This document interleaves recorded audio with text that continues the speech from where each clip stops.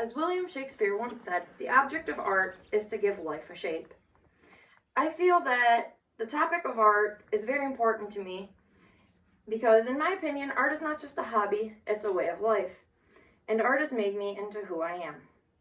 I've had about 16 years of personal experience and have learned so much about this fascinating and expressive topic that I will be discussing. I personally enjoy working with watercolor and digital media and admire Van Gogh for his numerous paintings and different styles. Art, since the beginning, has helped us to visualize and shape the world as a whole.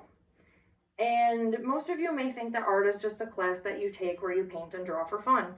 But to me, it's a way of living and expressing myself as an individual. Today, I will be informing you all on the beginnings, emergences, and power of art. In 1995, Charlotte Jarusik from Cornell University stated that the oldest art recorded dates back to the prehistoric cave paintings and even back to the Sistine Chapel. The cave paintings date back to approximately 40,000 years ago, and the evidence suggests that these paintings were not just merely living decorations, but they had also held religious or ceremonial purposes.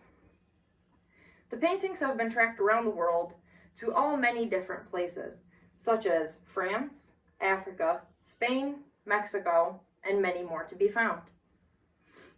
Both of the famous landmarks that I've just discussed have allowed us to make a breakthrough in the art world through many diverse techniques and purposes.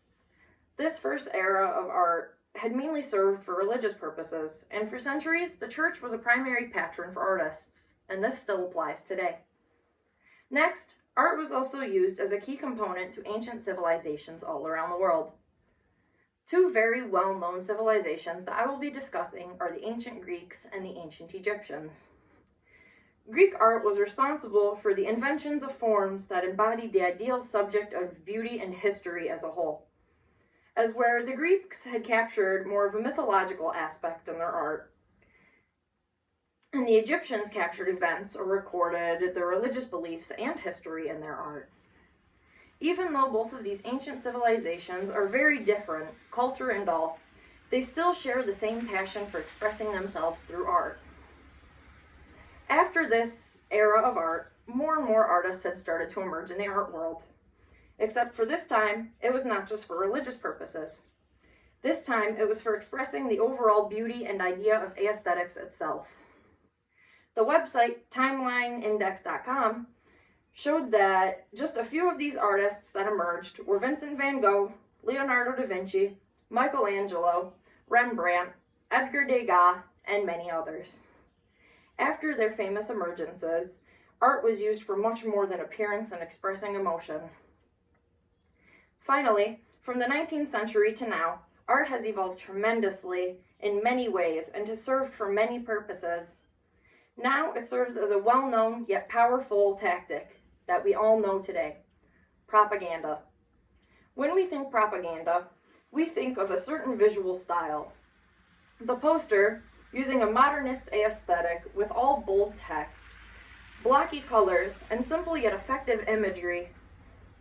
All of this is used to convey a strikingly effective message and even to strike emotion within an individual, causing them to feel something when they look upon it. Historians.org states that propaganda all began in 1622, and the topic of art and propaganda is still in full effect to this very day. In closing, you have all learned about the topic of art and how it has changed over time, through its beginnings, history, emergences, and more. I hope you all enjoyed and learned something new about this fascinating and expressive history of art. Thank you all for your time.